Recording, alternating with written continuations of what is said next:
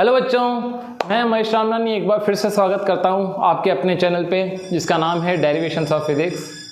हमने स्टार्ट किया था क्लास 12th का chapter current electricity. Current electricity में हम इस चैप्टर को ऑलमोस्ट ख़त्म कर चुके हैं। बस एक लास्ट टॉपिक यहाँ पे बचा हुआ है जिसका नाम है व्हीट स्टोन ब्रिज। अब बच्चों, व्हीट स्टोन ब्रिज क्या है? एक टिपिकल अरेंजमेंट है किसका? रजिस्टर्स का।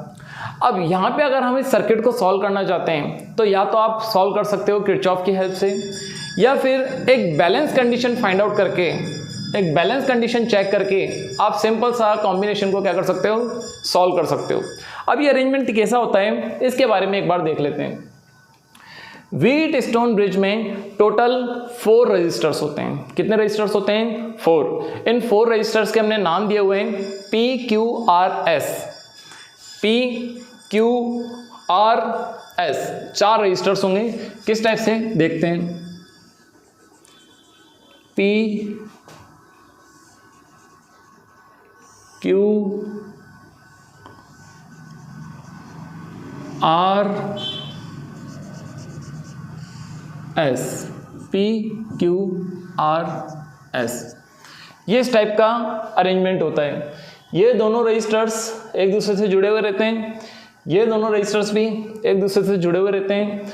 P और R का कांटेक्ट हो रखा है, Q एंड S का कांटेक्ट हो रखा है। मैं इस डायग्राम को थोड़ा सही बना देता हूँ।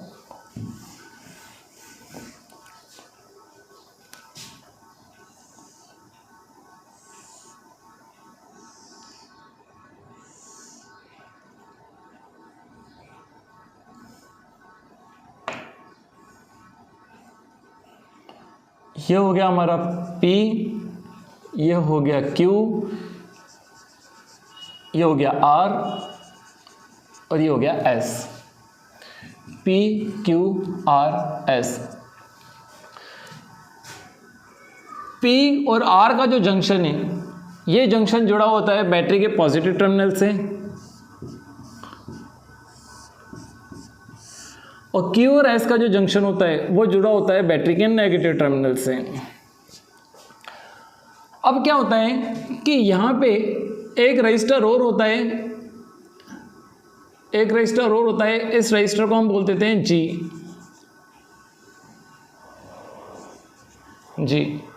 ठीक है बच्चों, हालांकि ये रजिस्टर जो होता है वो गैल्वेनोमीटर होता है। मैं यहाँ पे इसको किससे रिप्रेजेंट कर रहा हूँ? G से रिप्रेजेंट कर रहा हूँ। सिंबल यहाँ पे रजिस्टर का दिखा रहा हूँ। तो व्हीट स्टोन ब्रिज ने क्या बोला कि ये जो ब्रिज है जिसमें 5 रजिस्टर्स हैं, 5 रजिस्टर में एक रजिस्टर G ऐसा है जो कि इन सबके साथ कनेक्ट हो रखा है। आप चाहे तो डायग्राम में देख लो। क्या G P के साथ कनेक्ट है? हाँ। क्या G Q के साथ कनेक्ट है? हाँ। क्या G R के साथ कनेक्ट है?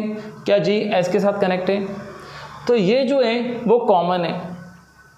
अब क्या हो, बैलेंस कंडीशन कब बोली जाएगी? बैलेंस कंडीशन तब बोली जाएगी कि जब सर्किट ऑन हो, और सर्किट ऑन के केस में यहाँ पे कोई करंट ना हो, G वाले रजिस्टर से या फिर गैल्वेनोमीटर से कोई करंट पास नहीं हो। ये होती है बैलेंस कंडीशन। बैलेंस्ड कंडीशन क्या होती है? Balance condition when there is no current in G। या तो ये बोलो या फिर क्या बोलो, P और Q का जो रेशियो है वो इक्वल होगा R एंड S के रेशियो के। P by Q equal to R by S। तो दोनों में से आपको कोई सी भी एक चीज मिल जाए, दैट मीन्स वो कौन सी कंडीशन है? बैलेंस कंडीशन है। न्यूमेरिकल्स में तो आपको क्या करके रखते हैं? न्यूमेरिकल्स में आपको कभी नहीं देते कि यहाँ से करंट 0 जा रही है, बस आपको बोलते हैं कि सर्किट का इक्विवेलेंट रेजिस्टेंस फाइंड आउट करो। तो इस कंडीशन में हमको ये चेक करना चाहिए कि P upon Q equal to R upon S आ रहा है क्या? अच्छा सर, क्या हम हर न्यूमेरिकल में ऐसा चेक करेंगे? नहीं। जहाँ पे आपको ओनली 5 रजिस्टर्स देखे हैं वहीं पे आपको अपना दिमाग लगाना है, बाकी कहीं पे नहीं लगाना। अच्छा, एक न्यूमेरिकल करके भी देख लेते हैं, ठीक है? सिंपल सा न्यूमेरिकल करेंगे, ज़्यादा कॉम्प्लिकेटेड नहीं। कंसीडर कर लेते हैं P की वैल्यू है 5, Q की वैल्यू है 10, R की वैल्यू है 2 और S की वैल्यू है 4।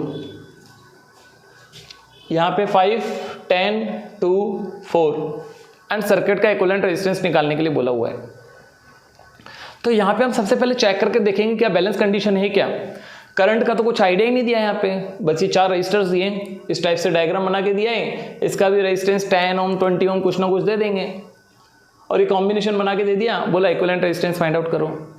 इस कंडीशन में हम क्या करेंगे, सबसे पहले चेक करेंगे P/Q की वैल्यू। P/Q आ गया हमारा 5/10, दैट मीन्स 1/2। R/S क्या आ गया हमारा, R/S हो गया 2/4, दैट मीन्स 1/2। क्या P/Q इक्वल टू R/S आ रहा है, हाँ P/Q इक्वल टू R/S और वो भी कितना आ रहा है 1/2। और ये व्हीटस्टोन ब्रिज की बैलेंस कंडीशन है। बैलेंस कंडीशन में क्या होता है कि इस रजिस्टर को मैं लगा के रखूं या नहीं लगा के रखूं कोई फर्क नहीं पड़ता। अगर कोई फर्क नहीं पड़ता तो इसको हटा देंगे और हमारा सर्किट जो है वो इस टाइप का बनेगा। P जो कि 5 ओम का है, Q जो कि 10 ओम का है, R 2 ओम, S 4 ओम। बीच वाली ब्रांच को हटा दिया क्योंकि उसमें से कोई करंट ही फ्लो नहीं हो रही। जब उसका कुछ रोल ही नहीं है तो उसको क्यों लगा रखा है, हटा दो। अब यहाँ पे कॉम्बिनेशन थोड़ा इजी हो गया है। कैसा हो गया है, ये दोनों दिख रहे हैं सीरीज में। अगर ये दोनों सीरीज में है तो सीरीज में तो रजिस्टर सीधा ही ऐड हो जाते हैं। 5 + 10 15, ठीक है। यहाँ से एक ब्रांच नीचे आ रही है, मतलब एक जंक्शन बन रहा है, यहाँ पे भी एक जंक्शन बन रहा था। सिमिलरली ये दोनों भी किस में हैं, सीरीज में। तो 2 और 4 कितना हो गया, 6। अब हमारे यहाँ पे 2 रजिस्टर्स आ गए किसमें, पैरेलल में। यहाँ पे एक ब्रांच निकली हुई है जंक्शन की, यहाँ पे एक ब्रांच निकली हुई है जंक्शन की। इक्विवेलेंट रेजिस्टेंस कैसे निकालते हैं, 1/R equivalent equal to 1/R1 + 1/R2।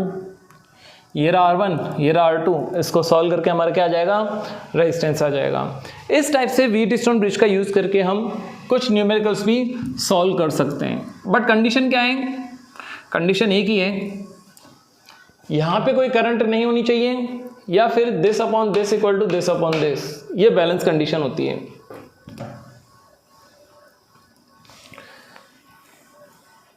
बच्चों मेरा मोटिव यहाँ पे न्यूमेरिकल सॉल्व कराना नहीं था, मेरा मोटिव यहाँ पे था कि व्हीटस्टोन ब्रिज क्या होता है उसको एक्सप्लेन करना।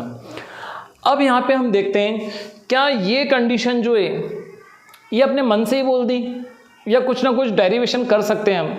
तो यहाँ पे हम किरचॉफ लॉ की हेल्प से इस रिजल्ट को फाइंड आउट भी कर सकते हैं।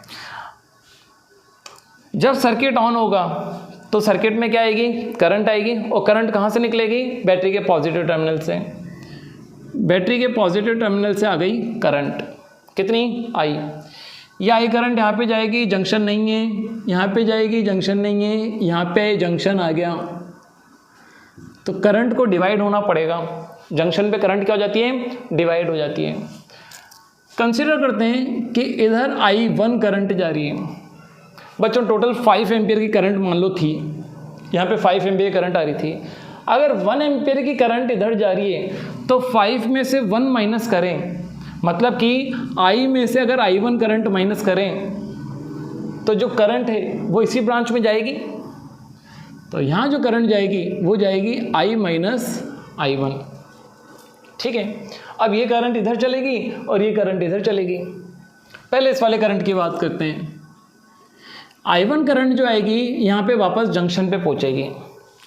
अब जंक्शन पे जब पहुँचेगी तो यहाँ पे एक रजिस्टर लगा हुआ है जी को हम अब गैल्वेनोमीटर बोलेंगे। क्या बोलेंगे, गैल्वेनोमीटर। और गैल्वेनोमीटर क्या होता है, गैल्वेनोमीटर एक डिवाइस होती है जिससे हम ये पता कर सकते हैं कि किसी ब्रांच में छोटी से छोटी करंट भी आ रही है क्या, ठीक है। बच्चों देखो अमीटर क्या होता है, अमीटर तो एक ऐसी डिवाइस होती है जिससे हम ये देख पाते हैं कि सर्किट में करंट कितनी है।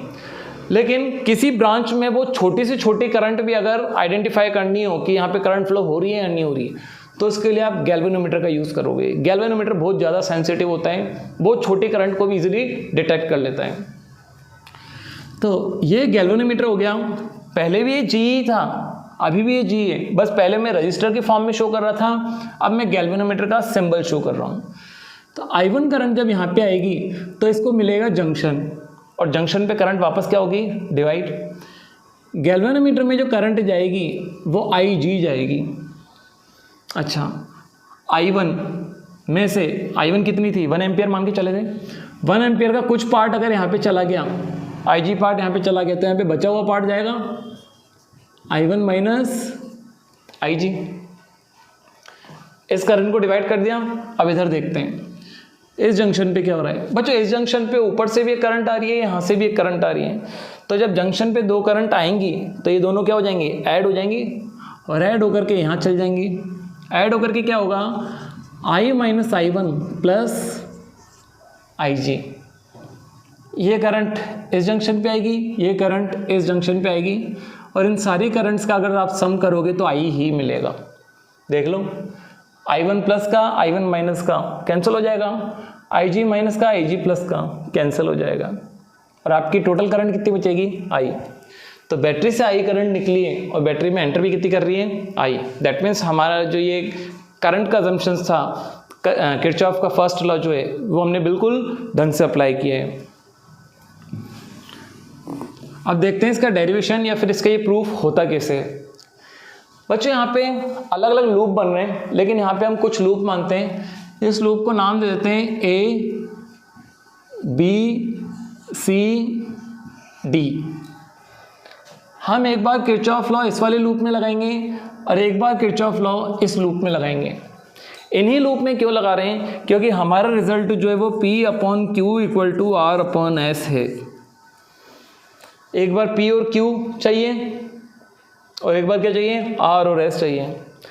तो अगर हम ऐसा कुछ करें कि एक इक्वेशन बनाएं जिसके लेफ्ट साइड में P आए और राइट साइड में R आए, एक दूसरी इक्वेशन फॉर्म करें जिसके लेफ्ट साइड में Q आए और राइट साइड में S आए, और दोनों इक्वेशंस का अगर डिवाइड कर दें तो ये कंडीशन पॉसिबल है। बट उसके लिए पहले दो इक्वेशंस निकालनी पड़ेंगी।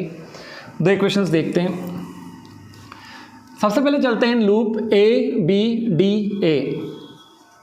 In loop ABDA Kirchhoff first law second law लगाते हैं। फर्स्ट लॉ तो हम पहले लगा चुके हैं। सेकंड लॉ क्या बोलता है कि रजिस्टर पे पोटेंशियल ड्रॉप होगा और बैटरी जो है पोटेंशियल देगी। तो यहाँ पे हमको जो मिलेंगे वो रजिस्टर से मिलेंगे बस, और कुछ नहीं मिलेगा। तो यहाँ पे पोटेंशियल ड्रॉप कितना हो गया, रेजिस्टेंस हो गया P, करंट हो गई I1। करंट इधर जा रही है, हम भी इधर जा रहे हैं, इसलिए PI1 पोटेंशियल ड्रॉप हो गया। यहाँ पे करंट नीचे जा रही है, हम भी नीचे जा रहे हैं, करंट हो गई IG, रेजिस्टेंस हो गया G प्लस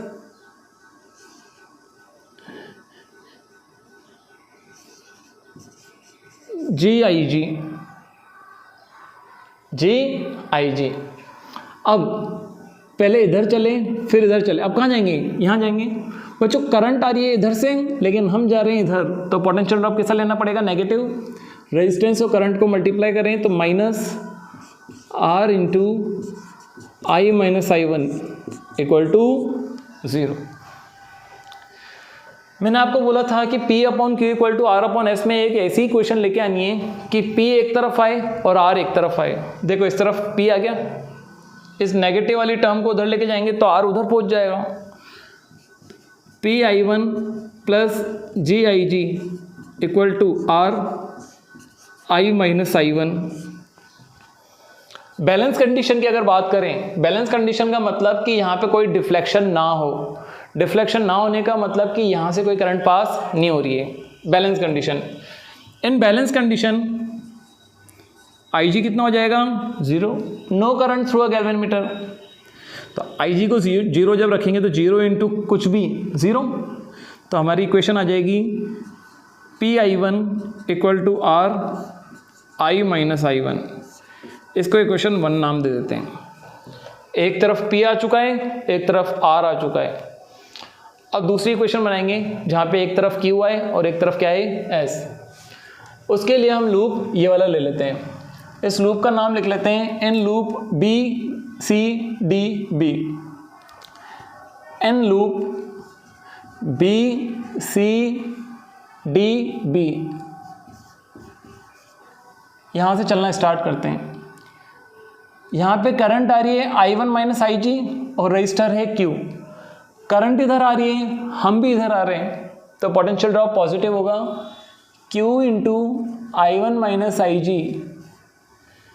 फिर यहाँ चलेंगे, अच्छा करंट आ रही है इधर, हम जा रहे हैं उधर, तो negative S I minus I1 plus IG। इधर चले, इधर चल, अब कहाँ जाएंगे, ऊपर D से B जाना पड़ेगा ना, D से B जाना पड़ेगा। तो करंट आ रही नीचे बट हम जा रहे हैं ऊपर, इसलिए potential drop negative minus IgG equal to 0। ये हमारी एक इक्वेशन बन गई। यहाँ पे भी IG अगर हम 0 पुट करें तो हमारा इक्वेशन क्या बनेगी, QI1 minus S I minus I1, IG की वैल्यू 0 और यहाँ पे भी IG की वैल्यू 0, तो ये पूरी टर्म 0 हो गई। QI1 इक्वल टू नेगेटिव वाली टर्म इधर आ जाएगी तो क्या हो जाएगी, पॉजिटिव। ये इक्वेशन 1 हो गई, ये इक्वेशन 2 हो गई। बस इक्वेशन 1 में 2 का आप डिवाइड दे दो, आपका क्या जाएगा, P अपॉन Q। बच्चों यहाँ पे I1 मल्टीप्लाई में, यहाँ पे I1 मल्टीप्लाई में, तो डिवाइड करेंगे तो कट जाएंगे ना। यहाँ पे I माइनस I1 मल्टीप्लाई में, यहाँ पे भी I माइनस I1 मल्टीप्लाई में, डिवाइड करेंगे तो ये भी कट जाएंगे। This is verification of Wheatstone bridge. ठीक है, अब इसके बाद 2 टॉपिक और आते हैं जिनका नाम है मीटर ब्रिज और पोटेंशियोमीटर, जो कि हमारे सिलेबस में है ही नहीं। मीटर ब्रिज आपके प्रैक्टिकल्स में जरूर आते हैं। मीटर ब्रिज क्या है, व्हीटस्टोन ब्रिज की एक प्रैक्टिकल फॉर्म है। ठीक है, जहाँ पे एक बहुत बड़ा वायर होता है, एक बहुत बड़ा वायर होता है, उस वायर की लेंथ जो होती है वो 1 मीटर या फिर 100 सेंटीमीटर होती है। 1 मीटर लेंथ होने के कारण ही इसका नाम क्या होता है, मीटर ब्रिज। मीटर ब्रिज का ही एक और नाम है slide wire bridge. Slide wire bridge यहाँ पे नाम इसलिए बोलते हैं क्योंकि यहाँ पे एक पेन होता है, एक जिसका आगे वाला पार्ट जो होता है वो कंडक्टर की तरह बिहेव करता है। उस पेन को हम क्या करते हैं, इस वायर पे स्लाइड करते हैं, इसलिए इसका नाम स्लाइड वायर ब्रिज होता है। बट हमारे सिलेबस में है नहीं, तो हम इसको बिल्कुल एंड में देखेंगे। एंड में कब देखेंगे, जब हमारी 12th की पूरी फिजिक्स खत्म हो जाएगी। आज के लेक्चर में इतना ही। आशा करता हूँ आपको ये वीडियो समझ में आया होगा। फिर भी अगर कोई डाउट है तो कमेंट सेक्शन में लिख के जरूर बताना, उसको या तो एक दूसरा वीडियो बना करके सॉल्व करूँगा या फिर कमेंट सेक्शन में ही रिप्लाई कर दूंगा। ठीक है, मिलते हैं नेक्स्ट क्लास में। Thank you.